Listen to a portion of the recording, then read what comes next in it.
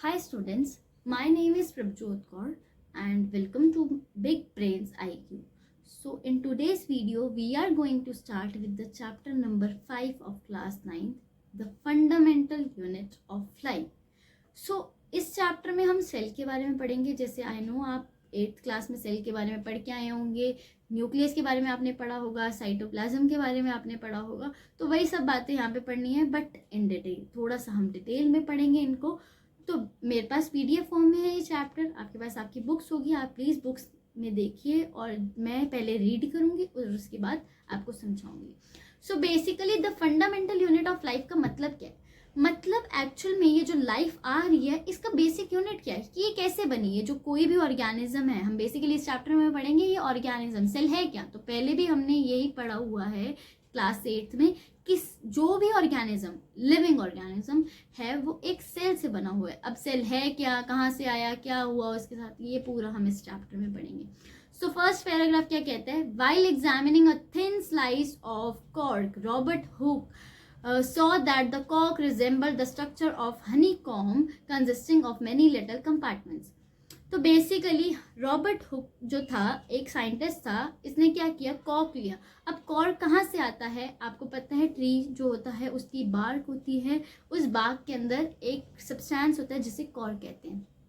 ये कॉर्क को उसने, इस कॉर्क को उसने बेसिकली क्या किया, एग्जामिन किया. जब किसके अंदर? Self designed microscope. जब पुराने, अब उसका टाइम क्या है, 1665 में उसने ये सारा एग्जामिन किया था. तो तब इतने अच्छे माइक्रोस्कोप होते नहीं थे, तो उसका सेल्फ डिजाइंड माइक्रोस्कोप था जिसके अंदर उसने कॉर्क को एग्जामिन किया. तो उसको दिखा क्या, उसको ऐसे लगा ये जो कॉर्क है ये, इसका स्ट्रक्चर बिल्कुल हनीकॉम्ब जैसा है. इस बात का मतलब क्या है? हनीकॉम्ब जैसा होने का मतलब है कि आपने हनीकॉम्ब देखा होगा. बेसिकली हनीकॉम्ब होता क्या, मधुमक्खी का छत्ता. उसमें क्या होता है, आपने देखा है, छोटे छोटे छेद होते हैं.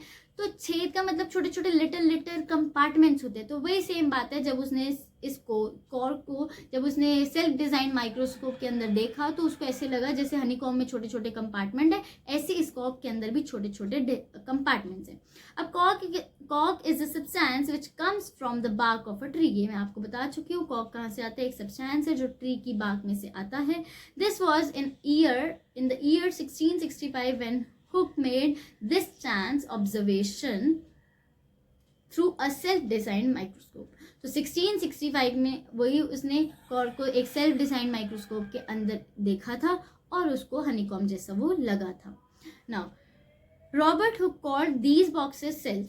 तो अब रॉबर्ट हुक ने जो छोटे छोटे, मैंने अभी आपको बताया, उसको हनीकॉम्ब जैसा लग रहा था जिसमें छोटे छोटे कंपार्टमेंट्स थे. तो जो ये पूरा कॉर्क था जिसके अंदर छोटे छोटे कंपार्टमेंट्स थे, उस कंपार्टमेंट को उसने नाम दे दिया. उन सारे कंपार्टमेंट्स को उसने बोला ये सेल्स हैं. अब सेल्स है क्या? सेल एक लैटिन वर्ड है जिसका मतलब होता है लिटिल रूम, छोटा कमरा. तो उसने वो लैटिन वर्ड में उसने क्या बोला, सेल. दैट मीन्स एक छोटा सा कमरे हैं, ये छोटे छोटे इसमें कमरे हैं. This may seem to be a very small and insignificant incident. तो बेसिकली ऐसे देखा जाए तो ये लगता है कि बहुत छोटा सा इंसिडेंट था. ठीक है, उसने कोई चीज जाके माइक्रोस्कोप के अंदर देखी और उसको छोटे छोटे कंपार्टमेंट्स दिख गए. लेकिन अगर हम साइंस की हिस्ट्री में बात करें कि हिस्ट्री ऑफ साइंस में ये एक बहुत बड़ी डिस्कवरी है. वाई? क्योंकि अब हम आगे पूरा इसके बारे में पढ़ेंगे क्यों है ये discovery, but it is a very important in the history of science. This was the very first time that someone had observed that living things appear to consist of separate units. क्योंकि पहली बार ऐसा हुआ था कि किसी ने ये देखा कि कोई लिविंग चीज का मतलब, अब कोई सोचेगा लिविंग कैसे? भाई ट्री है, ट्री की बाग में से आया है, ऑब्वियसली ट्री लिविंग है तो बाग भी तो लिविंग हुई और उसके अंदर सब्सटेंस भी लिविंग हुआ. लेकिन जब उसको अलग कर दिया गया, हालांकि तब वो डेड हो गया, लेकिन आया तो लिविंग से है ना. तो जो ये लिविंग से एक आपका सेल आ रहे हैं कि लिविंग थिंग में से आपको, लिविंग ऑर्गेनिज्म में से आप कुछ सर्च कर रहे हो, तो उसमें एक छोटे छोटे कमरे हैं, सेपरेट यूनिट्स हैं. तो ये बहुत बड़ी डिस्कवरी थी हिस्ट्री ऑफ साइंस में कि आपने पहली बार कोई लिविंग थिंग को एक छोटे छोटे स्मॉलर सेपरेट यूनिट्स के अंदर देखा. The use of the word cell to describe these unit is being used till this day in biology. तो बेसिकली अगर हम बात करते हैं तो आज भी बायो में क्या होता है, इस वर्ड को, सेल को, ये छोटे छोटे, आज भी सेल वर्ड यूज किया जाता है. कहाँ यूज किया जाता है? छोटे छोटे यूनिट्स. वो कंपार्टमेंट्स को यूनिट्स भी बोल रहा है, ठीक है. तो ये यूनिट्स दिखाने के लिए. तो नेक्स्ट इसके आगे बढ़ते हैं. तो इसके आगे उसने क्या बोला है, but are living organism made up of. तो ये जितने भी लिविंग ऑर्गेनिजम्स हैं ये बने किससे होते हैं. तो इसने क्या किया, एक्टिविटी 5.1 पहले मैं आपको समझा देती हूँ उसने किया क्या है, फिर उसके बाद हम पढ़ लेंगे इसको. तो इसने क्या किया, आपके स्कूल में एक्टिविटी कराई जाएगी. इस एक्टिविटी में क्या है, आपके घर में अनियन होता है, तो अनियन बल्ब, बेसिकली उसको अनियन बल्ब कहते हैं. उसको आप जब काटेंगे तो उसमें कई बार एक छोटी सी ना, आपने देखा होगा घर में भी अनियन कटता है, एक छोटी सी बिल्कुल ट्रांसपेरेंसी एक स्किन सी बाहर निकलती है उसमें से, तो जिसे एपिडर्मिस कहते हैं. तो सेम बात यहाँ पे उसने करी, उस स्किन को पील ऑफ किया और उसको वॉच ग्लास में रखा और उसके ऊपर थोड़ा पानी डाल दिया ताकि वो सूखे ना या फोल्ड ना हो जाए. अब इसको उसने क्या किया, एक ग्लास स्लाइड ली. आपको ये watch glass slide, cover slip या बेसिकली ये जितने फॉरसेप्स वगैरह सब कुछ आपको अपनी केमिस्ट्री लैब में देखने, जब आप ये एक्टिविटी करने जाओगे वहाँ पे आपको दिखेगा ये सब चीज़ें क्या होती हैं. तो उसने क्या किया, उसने वो वॉच ग्लास के अंदर उसको रख लिया. तो let us take a small piece of, तो उसने आपको ये करने के लिए कहा है, आपके मैंने आपको बोला आपके स्कूल में ये होगा. Let us take a small piece from an onion bulb with the help of a pair of forceps we can peel off skin called epidermis. हम जो हमारा अनियन बल्ब है उसकी स्किन को पील ऑफ कर देंगे. ज़्यादा बड़ी नहीं करनी आपने, छोटी सी होनी चाहिए ताकि आप उसको माइक्रोस्कोप के अंदर देख सको. From the concave side, basically आपको अंदर से जो बल्ब है उसके अंदर की साइड से आपको ये पील ऑफ करनी है, ये स्किन निकालनी है. This layer can be put immediately in a watch glass containing water. इसको जैसे ही आपने निकाला एक वॉच ग्लास में डाल दो जिसके अंदर थोड़ा सा पानी हो. क्यों? ताकि वो फोल्ड ना हो और ड्राई ना हो. Let us take a glass slide, put a drop of water on it. अब क्या किया आपने, एक ग्लास स्लाइड ली. एक ग्लास स्लाइड पतली सी, इतनी आप जाके देखोगे एक स्लाइड सी होती है पतली सी, ज़्यादा बड़ी नहीं होती, इतनी सी होती है. उसके ऊपर थोड़ा सा आप 1-2 ड्रॉप पानी डाला और उसके ऊपर ये जो आपने अभी स्किन उतारी थी, बेसिकली एपिडर्मिस पील ऑफ की थी, इसको हम उसके ऊपर ग्लास स्लाइड के ऊपर रख देंगे.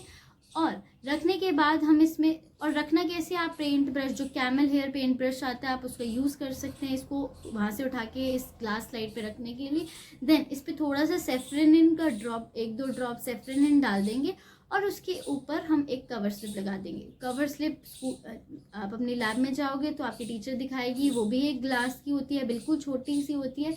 तो अब जब आप कवर स्लिप लगाएंगे तो आपको अवॉइड करना है कि इसमें बबल्स ना बने. जैसे एक टिपिकल से एग्जांपल मैं आपको देती हूँ, जैसे आप अपने फ़ोन का टेम्पर ग्लास लगाने चाहते हैं तो आप अवॉइड करते हैं कि बबल्स ना बने. सेम उसी तरह से हम यहाँ पे बबल्स अवॉइड करते हैं. तो टेम्पर कैसे लगता है, धीरे धीरे एक पोर्शन, ऐसे तो नहीं है भैया पूरा उतार के आपके फ़ोन पे चिपका देगा, नहीं ना. तो धीरे धीरे एक कॉर्नर से ऐसे लगाते हैं. तो हम कवर स्लिप को भी एक कॉर्नर से रखेंगे. तो पहले पीछे वाला रखेंगे, फिर धीरे धीरे करके पूरी कवर स्लिप उस पर रखेंगे. और इसको करने के लिए आप क्या कर सकते हैं, आप निडल, जो माउंटिंग निडल होती है उसका आप यूज़ कर सकते हैं बेसिकली. तो टीचर की हेल्प भी उसने लिखा है, ask your teacher for the help. तो बेसिकली आप अपनी टीचर से हेल्प के लिए बोल सकते हैं. We have prepared. तो इस पूरे में यही था कि आप इस एक्टिविटी में इतना था. अब इसने जब एक्टिविटी, ये जो आपकी ग्लास स्लाइड थी उसके ऊपर आपने एक कवर स्लिप डाल दी है, ये तो पूरी पील बन गई. अब आप इसको जाके चेक करेंगे माइक्रोस्कोप के अंदर. तो जब आपने माइक्रोस्कोप के अंदर चेक करा होगा तो फिगर 5.2 बनी हुई है, इसको देखो. इसके अंदर क्या है, आपको ऐसा स्ट्रक्चर दिखेगा. इसमें जो छोटे छोटे बॉक्सेस बने हुए हैं ये क्या है, सेल्स, कमरे, ठीक है, बॉक्सेस बेसिकली. तो ये है सेल्स. तो आपको जब आप ऑब्जर्व करोगे, अगर आपने करेक्टली ऑब्जर्व किया है तो आपको ऐसे बॉक्सेस दिखेंगे.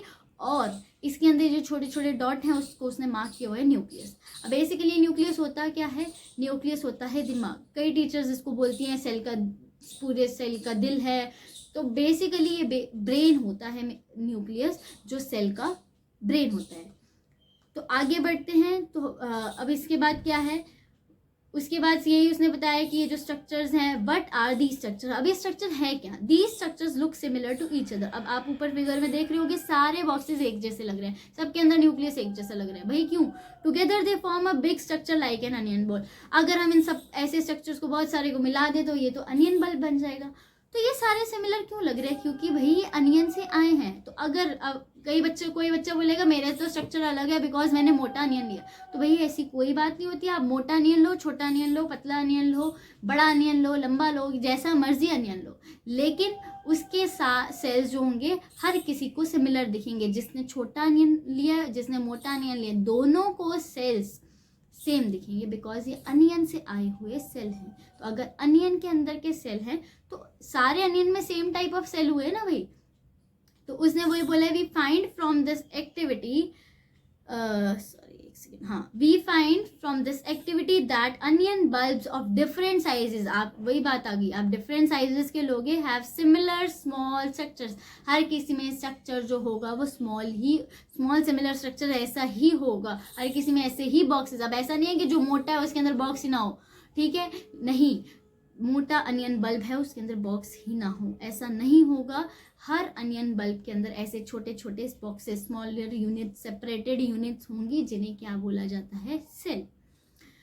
Okay, the cells of the onion peel will all look like same regardless of the size of the onion they came from. तो बेसिकली जो सेल्स होते हैं किसी भी चीज, तो यहाँ से एक चीज हमें समझ आती है, हम जिस भी चीज का सेल लें, ठीक है, अगर वो सेल हमारा बेसिकली अनियन से आ रहा है तो अनियन के साइज पे वो डिपेंड नहीं करेगा, सारे सेल्स सेम होंगे। और ऐसे ही अगर हमारा सेल किसी ह्यूमन से आ रहा है तो इसके अंदर भी सारे ह्यूमंस के अंदर ऐसे ही कंपार्टमेंट्स होंगे, ऐसे ही सेल्स होंगे, ठीक है। तो रिगार्डलेस ऑफ सेल्स साइज, हर किसी के सेल्स के अंदर हर किसी के सेल्स होते, हर किसी के अंदर सेल्स होते हैं बेसिकली।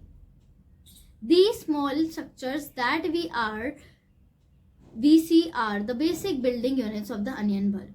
अब ये जो हमने स्मॉलर स्ट्रक्चर देखे हैं ये है क्या?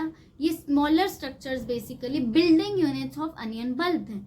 बिल्डिंग यूनिट्स का मतलब है जैसे बिल्डिंग बनाने के लिए आपको ब्रिक्स चाहिए, ऐसे अनियन बल्ब बनाने के लिए आपको ऐसे छोटे छोटे सेल्स चाहिए, ठीक है। These structures are called cells. Not only onion but all organism that we observe around are made up of sales.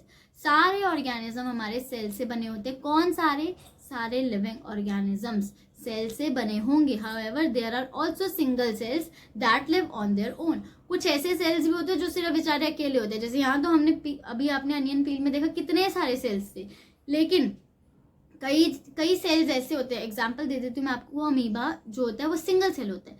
Single cell का मतलब उसकी पूरी बॉडी के अंदर एक ही सेल होता है, तो कोई कंपार्टमेंट की बात ही नहीं है यहाँ पे, क्योंकि है ही एक सेल, ठीक है। उसमें भी क्या वो करेंगे वो। तो सेल्स, अब नीचे लिखा हुआ है मोर टू नो। अब इस मोर टू नो में उसने क्या बताया? सेल्स। अब इसने सारे ना जिनने कोई डिस्कवरी करी है उन सबके नेम है यहाँ पे, और ये बहुत इंपॉर्टेंट है, इसमें से कोई ना कोई क्वेश्चन उठ के आता है। तो पहला तो रॉबर्ट हुक ने क्या किया था? 1665 में आपका सेल दिया था। सेल क्या था, कहाँ से आया है? ट्री की बाग में से कॉक होता है। कॉक को जब हमने प्रिमिटिव माइक्रोस्कोप में रॉबर्ट हुक ने एग्जामिन किया था तो उसके अंदर सेल आया था। सेल का मतलब क्या होता है? स्मॉल रूम, लैटिन वर्ड होता है क्योंकि ये। तो प्रिमिटिव माइक्रोस्कोप, अब कोई कंफ्यूज हो जाए, वहां तो बोला था कि भाई सेल्फ डिजाइन था, अब यहाँ प्रिमिटिव हो गया। तो भाई प्रिमिटिव का मतलब होता है पुराने टाइम का, जो जिसमें ज्यादा आपके फीचर्स ना हो बेसिकली, तो उसे प्रिमिटिव माइक्रोस्कोप बोलते हैं। तो लेवेनहॉक सेकंड नंबर कौन है? सेकंड कौन बंदा है? लेवेनहॉक ने 1674 में विद द इम्प्रूव्ड माइक्रोस्कोप, उसका थोड़ा सा इंप्रूवमेंट होगी, थोड़े से फीचर्स आ गए माइक्रोस्कोप के अंदर, discovered the free living cell in pond water for the first time. अब पॉन्ड वाटर में उसने फ्री लिविंग सेल को क्या किया था? डिस्कवर किया था। अब भाई उसने भी सेल किया था, इसने भी सेल किया, दोनों का डिफरेंस क्या है? रॉबर्ट हुक का और लेवेनहॉक का डिफरेंस क्या है? तो रॉबर्ट हुक ने जो सेल डिस्कवर किया था वो एक लिविंग सेल, लिविंग थिंग में तो था, ट्री तो लिविंग है, लेकिन जो वो सेल था वो खुद डेड था। Why dead? क्योंकि जब आपने ट्री में से बाग तोड़ दी तो बेसिकली वो ट्री से अलग हो गई, वो लिविंग पार्ट से अपने अलग हो गई और वो डेड हो गई। और उस डेड के अंदर उसने वो जो सेल ढूंढा था तो वो एक डेड सेल था। लेकिन जो लेवेनहॉक है, लेवेनहॉक ने एक फ्री लिविंग सेल, जो पॉन्ड वाटर में एक लिविंग सेल उसने ढूंढा था। तो इन दोनों का डिफरेंस ये है, दोनों ने ढूंढा सेल ही था, लेकिन एक ने डेड सेल ढूंढा था और एक ने आपका लिविंग सेल। और कहाँ? पॉन्ड वाटर, और उसने बाग ऑफ ट्री में। थर्ड कौन आ जाता है? Robert brown. अब रॉबर्ट ब्राउन ने क्या किया? उसने 1831 में तो डिस्कवरी की थी न्यूक्लियस की। अब मैंने आपको अभी ऊपर बताया कि न्यूक्लियस क्या है भाई, दिमाग है। तो दिमाग तो सेल को चाहिए, जैसे हमें दिमाग चाहिए चलने के लिए, सेल को भी तो दिमाग चाहिए। तो रॉबर्ट ब्राउन ने 1831 में न्यूक्लियस की डिस्कवरी की। उसके बाद नेक्स्ट कौन आता है, पुरकिंजी। पुरकिंजी ने 1839 में कॉइंड द टर्म प्रोटोप्लाज्म, उसने एक टर्म निकाली प्रोटोप्लाज्म। तो पहले हम इस चैप्टर में साइटोप्लाज्म पढ़ेंगे, लेकिन पहले के उसमें क्या होता था, प्रोटोप्लाज्म होता था। अब कई बार वो साइटोप्लाज्म और प्रोटोप्लाज्म में आपको डिफरेंस पूछ लेते हैं, कई बार वो ये भी पूछ लेते हैं कौन है living part of the cell. तो सेल का लिविंग पार्ट जो है वो प्रोटोप्लाज्म है। और प्रोटोप्लाज्म का मतलब होता क्या है, cytoplasm plus nucleus is equal to protoplasm. Protoplasm का मतलब है साइटोप्लाज्म एंड न्यूक्लियस। हालांकि साइटोप्लाज्म प्रोटोप्लाज्म के अंदर आ रहा है, लेकिन प्रोटोप्लाज्म साइटोप्लाज्म के अंदर नहीं आएगा। प्रोटोप्लाज्म क्या है, cytoplasm and nucleus in a cell. और साइटोप्लाज्म क्या होगा, फ्लूइड लाइक सब्सटेंस होगा, वो हम आगे पढ़ेंगे। तो protoplasm from the fluid substance of the cell. तो क्योंकि प्रोटोप्लाज्म इसका प्रोटोप्लाज्म है, इसके अंदर साइटोप्लाज्म भी तो है। मैंने अभी आपको बोला प्रोटोप्लाज्म में साइटोप्लाज्म प्लस न्यूक्लियस। तो प्रोटोप्लाज्म में साइटोप्लाज्म है और साइटोप्लाज्म फ्लूइड लाइक सब्सटेंस है। तो उसको उसने पुरकिंजी ने 1839 में क्या टर्म निकाली, प्रोटोप्लाज्म, जो कि एक फ्लूइड लाइक सब्सटेंस था सेल के अंदर। The cell theory. अब सेल थ्योरी बहुत बहुत इंपॉर्टेंट क्वेश्चन है। सेल थ्योरी का 2 पॉइंट का आता है, दोनों पॉइंट सेल थ्योरी के लिख लिए हैं। तो पहली cell theory, that all the plants and animals are composed of cells and that the cell is the basic unit of life। ठीक है, तो 2 बायोलॉजिस्ट थे इसमें, एक है श्लाइडन, एक है श्वान। तो श्लाइडन ने 1838 और श्वान ने 1839। तो बेसिकली 1838 और 39 में इन दोनों ने मिलके एक सेल थ्योरी निकाली। सेल थ्योरी कहती क्या है, सेल थ्योरी कहती है कि सारे प्लांट्स और सारे एनिमल्स किससे बने हुए हैं, सेल से बने हुए हैं। सारे प्लांट्स सारे एनिमल्स किससे बने हैं, छोटे छोटे कमरों से बने हैं, मतलब सेल से बने हैं। मतलब उनकी बॉडी के अंदर ऐसे छोटे छोटे कंपार्टमेंट्स होंगे, मतलब सेल्स होंगे। थ्योरी का सेकंड पॉइंट कहाँ से आया, विर्को 1855 में एक विर्को नाम का बंदा था, उसने क्या किया, उसने by suggesting that all cells arise from pre existing cells. तो बेसिकली इसने सेल थ्योरी का सेकंड पॉइंट दिया। किसने, विर्को ने क्या बोला 1855 में, इसने बोला कि जितने भी सेल्स हैं, जितने भी सेल हैं वो किसी प्री एग्जिस्टिंग सेल से आए हैं। मतलब कोई प्री एग्जिस्ट में सेल था जिससे ये सारे नए सेल बने हैं। मतलब कोई एक सेल था, जैसे हम बात करें कि एक बेबी कहाँ से आता है, एक मदर से आता है। तो ऑलरेडी अगर मदर है तो बेबी आ सकता है, वरना तो बेबी नहीं आ सकता ना। तो सेम यहाँ पे बात है कि अगर नया कोई सेल आ रहा है तो कहाँ से आया होगा, कोई ना कोई उससे पहले उसका mother cell, that means pre existing cell होगा जिससे वो आया है। उसको कोई बेसिकली सिंपल लैंग्वेज में कोई उसका इंसेस्टर होगा जिससे वो आया है। तो with the help of discovery of the electron microscope इन 1940, तो क्या हुआ, 1940 में एक इलेक्ट्रॉन माइक्रोस्कोप आ गया। It was possible to observe and understand the complex structure of the cell and its various organelles. अब हम ऑर्गेनल सेल के पार्ट होते हैं बेसिकली। तो जब एक इलेक्ट्रॉन माइक्रोस्कोप 1940 में आ गया तो सेल को अच्छे से समझना, अंडरस्टैंड करना, उसका स्ट्रक्चर कैसा है और कितना कम्प्लेक्स है, ये सब समझना आसान हो गया।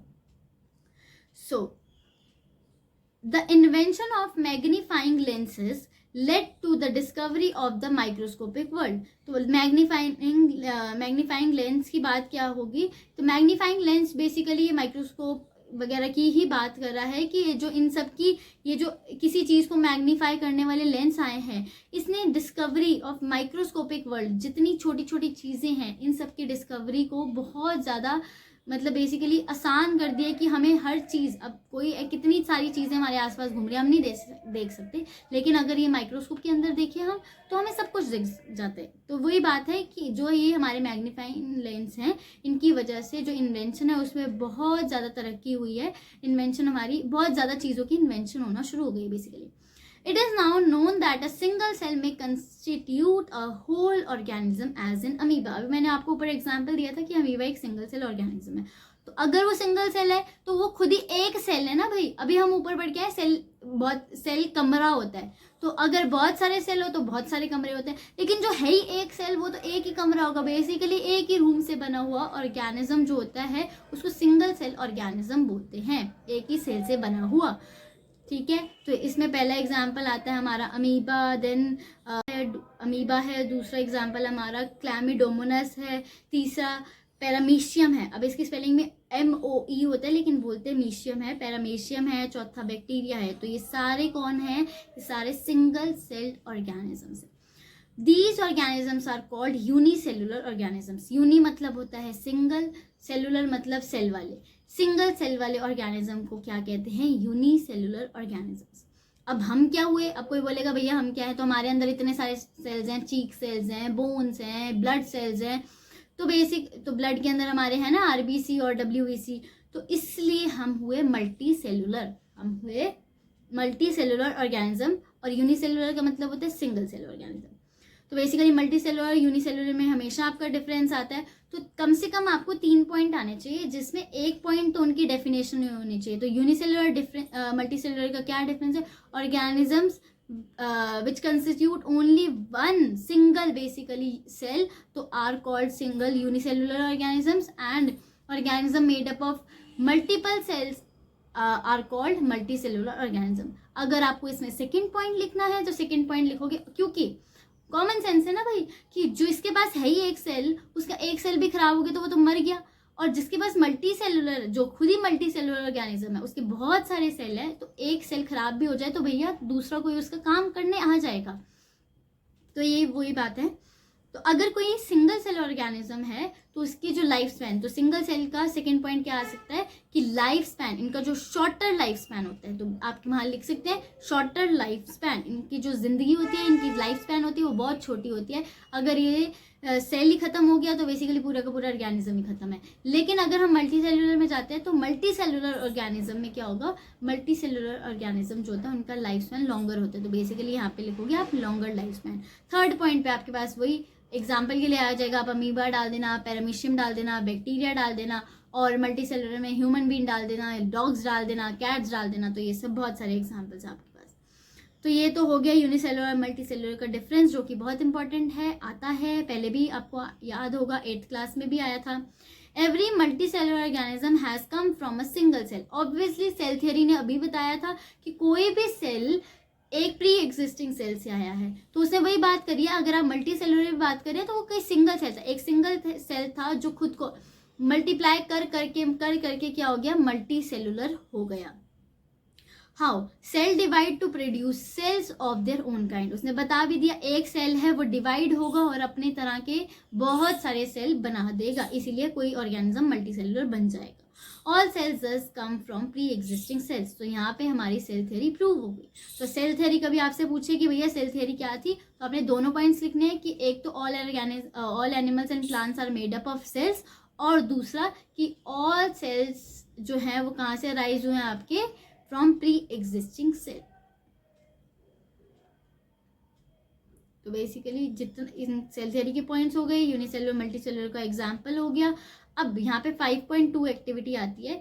5.2 एक्टिविटी में उसने क्या किया भाई, जैसे आपने अनियन बल्ब की एक वो पील ऑफ किया था, ऐसे यहाँ पे करेंगे। तो we can try preparing temporary mount of leaf peel, tip of roots and of onion और even peels of onion of different sizes. तो उसने क्या किया, जैसे अभी ऊपर उसने बात की थी मोटा अनियन ले और छोटा अनियन ले, तो क्या उनके सेल भी अलग अलग होंगे कि भाई उसके सेल में कंपार्टमेंट्स होंगे उसमें नहीं होंगे? ऐसा कुछ नहीं है। तो उसने वही किया, कोई लीफ पील ले ली, कोई रूट ले ली, कोई अनियन की रूट बेसिकली, कोई अनियन की पील ले ली, और सबके अंदर उसने चेक किया कि भाई सबके अंदर सेल हैं। क्योंकि अभी तो उसने बोली है बात की सेल तो सब, अभी हमने पढ़ा ना सेल थ्योरी में ये बात आ गई कि सारे प्लांट्स और सारे एनिमल्स सेल से बने होते हैं, तो वही चेक करने की यहाँ पे कोशिश करें। तो ये एक्टिविटी आप पढ़ लेना।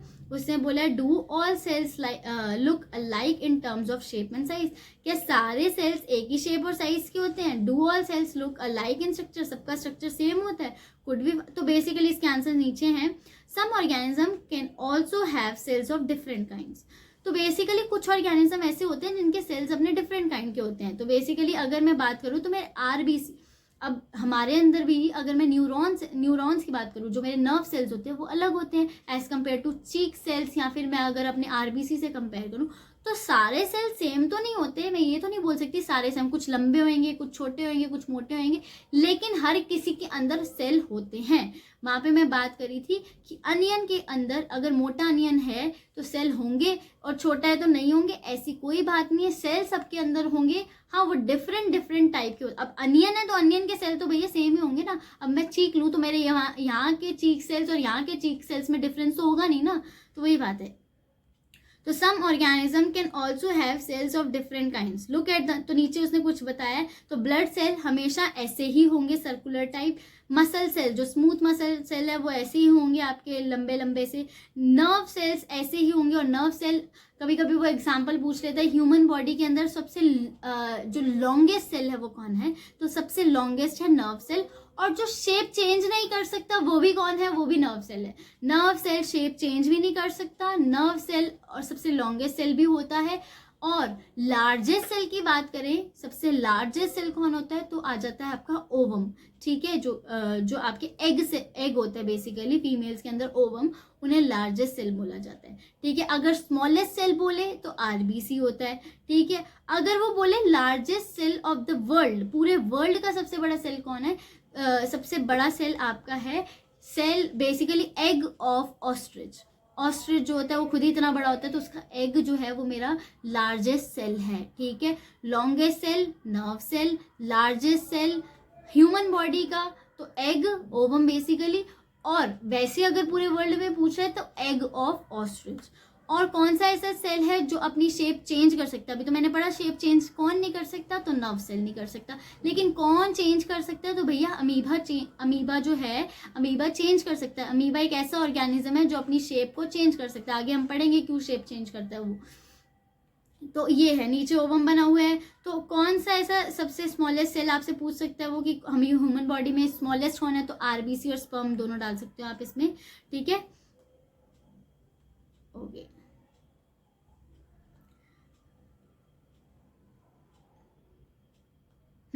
तो आगे बढ़ते हैं। तो आगे आगे उन क्वेश्चंस के आंसर आ गए हैं। तो the shape and the size of cells are related to the specific function they perform. तो उसने बोला है कि हर किसी की शेप, कि वो लंबा क्यों है या कोई मोटा क्यों है। अब जिससे आपने देखा जो आपका नर्व सेल था वो लंबा था, लेकिन आरबीसी गोल गोल थे, फैट सेल आपके मोटे थे, या स्पर्म जो था वो आपका लंबा था, इलोंगेटेड था। तो उसने पूछा क्या ये शेप और साइज से, कोई मोटा है कोई पतला है, इससे कोई फर्क पड़ता है। हाँ, जो जिसका काम है उसकी वजह से उसकी शेप एंड साइज है, ठीक है। Some cells like amoeba have changing shape. जैसे अमीबा है, अमीबा को खाना खाना है, खाना खाने के लिए उसको अपनी शेप को चेंज करना पड़ता है, आगे पूरी प्रोसेस आएगी।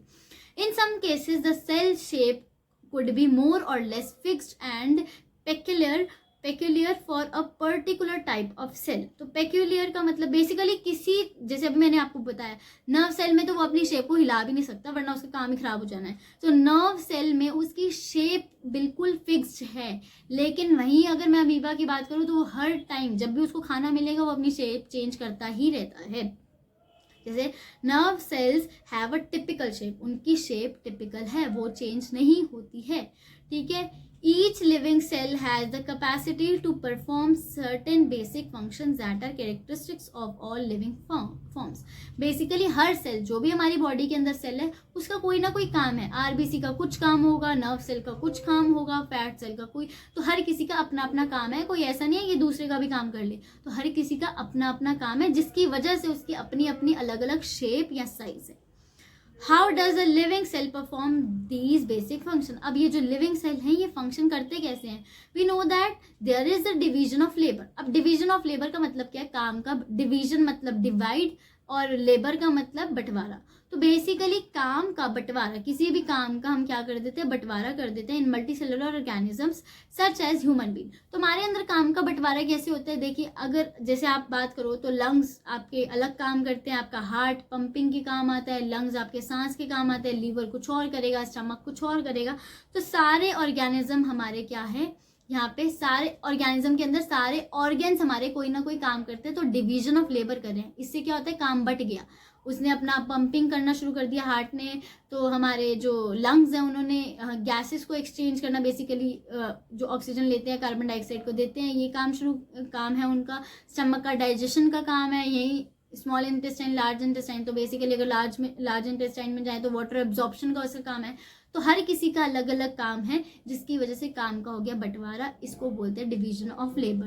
तो ऐसे ही किसी भी ऑर्गेनिज्म में सेल्स जो होते हैं वो डिफरेंट टाइप के होते हैं, क्योंकि उनको डिफरेंट टाइप के फंक्शन करने होते हैं, इससे डिवीजन ऑफ लेबर हो जाती है। तो डिवीजन ऑफ लेबर का मतलब क्या होता है, डिवीजन ऑफ लेबर का मतलब होता है काम का बंटवारा। तो basically division of task basically, ठीक है। इन मल्टी सेलुलर ऑर्गेनिजम्स इसमें हम क्या हो जाता है, डिवीजन ऑफ टास्क हो जाती है, बेसिकली किसी भी प्रोसेस की किसी भी टास्क का डिवीजन हो जाता है। सच एज ह्यूमन बीइंग्स, हमारे में उसने एग्जांपल भी दिया, ह्यूमन बॉडी के अंदर जो हमारा हार्ट है वो पंप करने के काम आता है ब्लड को, स्टमक डाइजेशन के काम आता है, एंड सो ऑन। इसे बोलते हैं डिवीजन ऑफ लेबर। अगर आपसे पूछ रहा है तो आपको पता है काम का बंटवारा, आप उसको लिख सकते हैं, उसके एग्जांपल आपके पास हैं। Similarly division of labour is also seen within a single cell. तो उसने बोला है कि भाई अगर सिंगल सेल है, अभी मैंने बोला कि हमारे अंदर मल्टी सेलुलर है तो हमारे सारे सेल्स अलग अलग काम करते हैं, जिससे डिवीजन ऑफ लेबर हो जाती है। बट अगर वो सेल ही सिंगल है तो उसके अंदर क्या डिवीजन ऑफ लेबर होगी? अगर सेल खुद ही सिंगल है तो डिवीजन ऑफ लेबर क्यों नहीं होगी उसके? अब सेल के अंदर छोटे छोटे उसके भी काम करने, जैसे हम हैं, हमारे हाथ पैर हैं और हमारे अंदर छोटे छोटे हार्ट पाँव ये सब है, ये काम करते हैं और उनके अंदर भी सेल काम करते हैं। सिमिलर वे में सेल के अंदर भी ऐसे और चीज़ें होती हैं, सेल के अंदर ऑर्गेनल्स होते हैं जो सेल का काम करते हैं, तो वो ऑर्गेनल्स डिवीजन ऑफ लेबर कर देते हैं। तो जैसे कि हम आगे पढ़ेंगे कि जो हमारा एंडोप्लाज्मिक रेटिकुलम होता है वो प्रोटीन लिपिड्स बनाता है, कोई उसको डिस्पैच करता है, जैसे कि हमारा जो गोल्गी होता है वो उसको डिस्पैच करता है, लाइजोसोम जो होता है वो डाइजेशन के काम आता है। तो ऐसे सारा काम का बंटवारा हो जाता है ये सारे ऑर्गेनल्स से। Each kind of a cell organelle perform a special function such as making new material in the cell. हर टाइप ऑफ सेल ऑर्गेनल का अपना अपना कोई फंक्शन होता है। जैसे कोई नया मटेरियल बना रहा है सेल के अंदर, कोई सेल का वेस्ट बाहर निकाल रहा है, जैसे मैंने अभी बताया लाइजोसोम सेल का डाइजेशन, सेल के अंदर जो वेस्ट प्रोडक्ट्स हैं या कोई बाहर से टॉक्सिक सब्सटेंस आ रहा है उसका डाइजेशन करने में हेल्प करते हैं, and so on. A cell is able to live and perform all its function because of these organelles. अगर कोई सिंगल सेल है तो वो क्यों जिंदा है? बिकॉज उसके पास ऑर्गेनल्स हैं जो डिवीजन ऑफ लेबर कर देते हैं और सारा काम उसका कर देते हैं, इसलिए वो जिंदा है। These organelles together constitute the basic unit called a cell. और ये सारे ऑर्गेनल्स मिलके क्या करते हैं? सेल बनाते हैं, ठीक है। It is interesting that all cells are found to have the same organelle. लेकिन ये बहुत इंटरेस्टिंग बात है कि सेल की शेप कुछ भी हो, साइज कुछ भी, आपका चीक सेल हो, आपका बोन सेल्स हो या आपके नर्व सेल्स हो, हर किसी में ऑर्गेनल सेम होंगे, बिल्कुल सेम। उसके पास भी माइटोकॉन्ड्रिया, इसके पास भी माइटोकॉन्ड्रिया, उसके पास भी साइटोप्लाज्म है, हमारे पास चीक सेल के पास भी साइटोप्लाज्म है, तो न्यूरॉन के पास भी, जो बेसिकली नर्व सेल्स होते हैं उनके पास भी साइटोप्लाज्म कह रही हूँ। तो अगर आपके चीक सेल्स के पास आपका माइटोकॉन्ड्रिया है तो आपके नर्व सेल के पास भी माइटोकॉन्ड्रिया होगा। चीक सेल के पास एंडोप्लाज्मिक रेटिकुलम है तो हमारे नर्व सेल के पास भी तो हर किसी के पास सेम टाइप ऑफ ऑर्गेनल्स होंगे। अब यहाँ पे दो क्वेश्चन आते हैं आपके। Who discovered cell? Robert Hooke. कब? 1665 में। और कैसे आपको पता ही है, उसने पूरा self designed microscope, primitive microscope के अंदर उसने क्या किया था?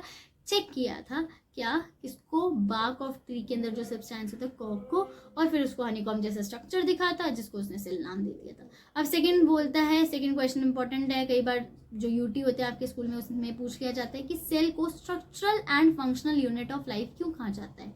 क्योंकि स्ट्रक्चरल यूनिट इसलिए कहा जाता है कि सेल ही तो स्ट्रक्चर बना रहा है। Cell is the basic unit of life. क्यों किसी ऑर्गेनिज्म की? क्योंकि cells together, similar type of cells, ठीक है, जो सेल सेम काइंड का फंक्शन करते हैं, together form tissues, tissue together form organs, and organs together form organ system, जिससे ऑर्गन सिस्टम से क्या बनता है? आपका ऑर्गेनिज्म। तो बेसिकली ऑर्गेनिज्म सेल से बना हुआ है, इसीलिए उसको स्ट्रक्चरल यूनिट ऑफ लाइफ बोला जाता है। और फंक्शनल यूनिट ऑफ लाइफ क्यों बोला जाता है?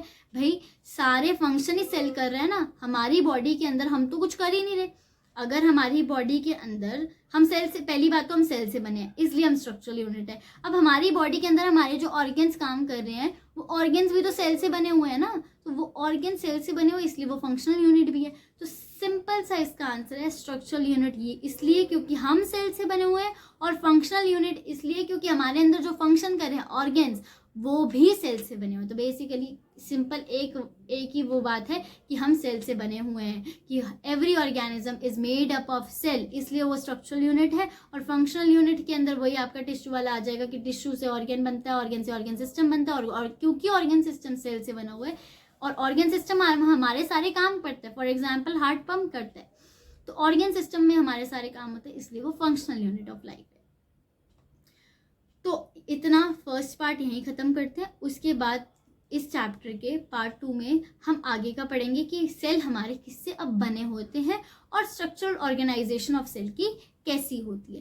तो आई होप आपको इतना समझ आया होगा, और अगर आपको अच्छी लगी मेरी वीडियो तो आप प्लीज़ मेरे चैनल को लाइक शेयर सब्सक्राइब करें, और बेल आइकन को ज़रूर से क्लिक कर देना अगर आप चाहते हैं कि आगे आने वाले पार्ट्स आपको मिल जाए। Thank you.